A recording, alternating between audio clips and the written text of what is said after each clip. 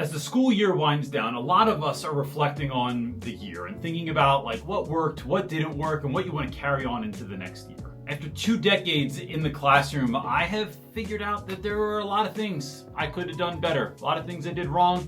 A lot of things I did that I thought made me a good teacher, but in reality, they were actually holding me back. So today I'm sharing with you 7 things that I've had to since unlearn and what I've replaced them with. So if this year has felt particularly heavy or messy, you're not alone. But look, growth never comes from perfection. It only comes from reflection. And with that, let's go. Something I still am working out in real time, it is letting school or business have priority over my family. I used to think erroneously that being a really great teacher, not just a good teacher, but a really great teacher meant doing emails until all hours, filling my whole weekend with schoolwork and with planning ideas and planning trips and getting back to parents and creating monumental, excellent learning experiences for my students. And I no longer do this anymore. Why? Because simply I realized at some point when my kids got a little bit older that I was giving the best parts of me, the best parts of my energy, 90% of my energy we'll even say, to other people's children. And I was coming home with 10% for mine. And my kids deserved at least equal to what I was giving everyone else's kids. So I just started testing boundaries. I don't know that there's an exact work-life balance. I have other videos on that, and I'll link them up at the top here. But I don't know that there's an exact work-life balance. I think sometimes some parts of your life need a little bit more time, energy, and attention, and other times of your life, you know, there's other areas. So sometimes I'm real heavy school, and then other times I'm real heavy family. What I do is rate my week, and then I figure out what got the best parts of me, and going into the following week or the next week, what am I going to do differently to sort of even those scales? Real quick before my next point, teacher appreciation is coming up specifically for this occasion. I wrote a book called Teach Your Class Off. It's everything I wish existed in a singular book when I started teaching. It's filled with ideas, inspiration, and tons of stories that I've never told on YouTube or on the stage before. You can grab it now on Amazon or go right to our website and order it and get your copy signed by yours truly. Now back to our next point in this video. Number 2 is teach like, these all make me laugh, is teach like I was the only expert in the whole room.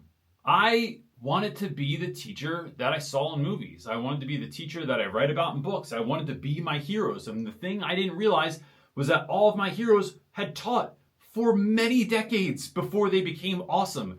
I once had one of my favorite teacher heroes, he did an interview with me, and he told me that it wasn't until like year 15 that he started getting good, because that's when he upended his whole class. And that was incredibly humbling. I wanted to be from day one like the teacher. But now I realize that, you know, the show's not about me. That 1, students rise when they are co-creators. When you're not just teaching to them, but you're teaching with them in mind.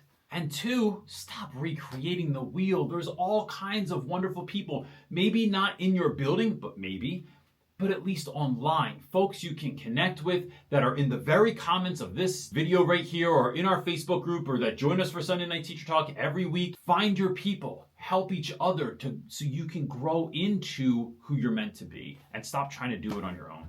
Number 3, confusing classroom control with classroom management. For too long, I thought a quiet classroom meant a learning classroom, and that's not true at all, because silence doesn't equal learning, and having power over your students doesn't mean that they respect you. Now I focus on connection over content, consistency, and co-creating a classroom culture with my students and my colleagues. Number 4, avoiding tough conversations. I would run from them. It's part of how I grew up.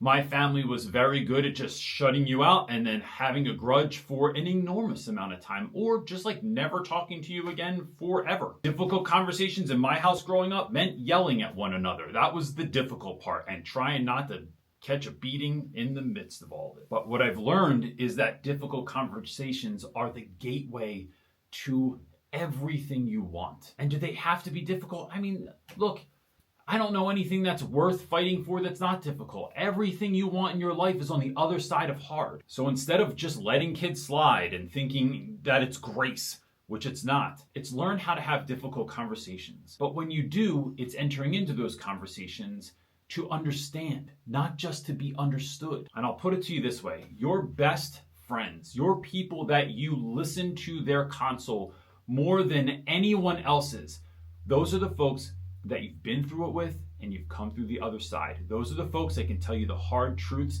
and it doesn't stop the relationship, it builds the relationship. And we can do the same thing with parents, with students, and with our colleagues. Number 5, trying to save every kid alone. First of all, let's look at the word save anyway. I'm not here to save anyone. So that's probably a whole nother video. But when you're trying to help students and be the one for everything, you miss out on great connections and getting rid of some of that work that you have to do. So tap into your school counselors, to your social workers, tap into their coaches, tap into the teachers that they really get along with, whether those are folks from the present or folks from the past. It's always something to see that when I have lunch with a student and some of those people around them that care, to talk to that student, not as a way to we're not having an intervention here or just coming at you, but it's showing students we care about you. We care about you this much that we are giving up our free time, we're giving up our lunch time, and we spend time outside of this talking about you because we want you to win. My pastor Darius Daniels always says that you don't go as far as your dream, you only go as far as your team.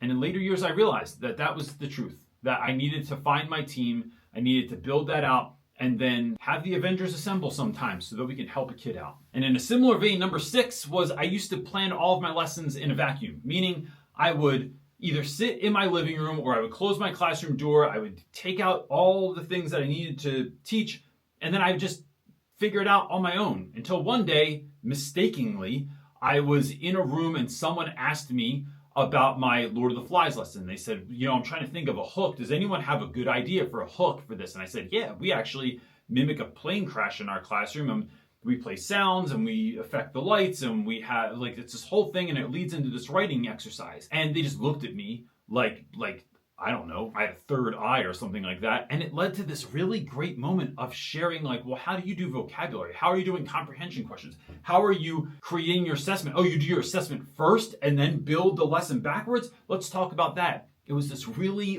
eye-opening moment that I should tap into the people that I work with, because it doesn't mean I have to do everything like them. It just means that they might have a real great nugget of something that I can bring into my lesson to turn it up a little bit. And now this is what I call teaching like a DJ. I take samples from everyone else and then I remix them into my own thing, and it's beautiful. Collaborate, share, remix, and your teaching will become way more joyful and effective. And last, let test scores and my students' grades define my success and theirs. At one point I really did. I judged all of my success based on the numbers. I would see how many kids were failing my class. I would look at how many kids were failing other people's classes, or how many people were succeeding in those classes, how many students were getting on honor roll, things like that. But since then, I've really realized that my student success is in their growth. So if I have a kid that comes into my 9th grade classroom, I use this example all the time, and they are on a kindergarten to 2nd grade reading level, it is completely unreasonable for me to think that I can help that student grow to 9th grade by the end of the year. Typically, if things go well, they can grow 2 grade levels usually in a year, and I don't want them to feel dumb about that. I don't want them to feel less than because of that. I want them to feel like that was a lot, that they grew a lot, that they did a lot this year. And I want to feel that way too. I want to feel like the work that we put in was meaningful. And I'll tell you what, because I put connection over content and because I've viewed things that way, I still talk to students years after. I've had multiple phone calls in the last week with kids that I taught a dozen or more years ago because they know that you care. And kids don't care what you know until they know that you care. And when you can help a student see that they can make progress, it's game on now, because now you've helped them to unlock that greatness in them and see what they're capable of, and that just builds momentum into the following year. So in this time of the year where a lot of teachers lament about what they didn't get through, how far they didn't get in their curriculum, or what didn't go perfectly, I'd love to know something that did go well this year. Would you mind dropping that in the chat? I think this is a great way for other folks to see that they're not alone, that some things did go well. And maybe tell us one thing that you want to go better next year. And with like 800 videos on this channel, there are other videos that YouTube thinks that you should watch right now because it will help you to grow into who God has for you to be. That's it this time, gang. Peace.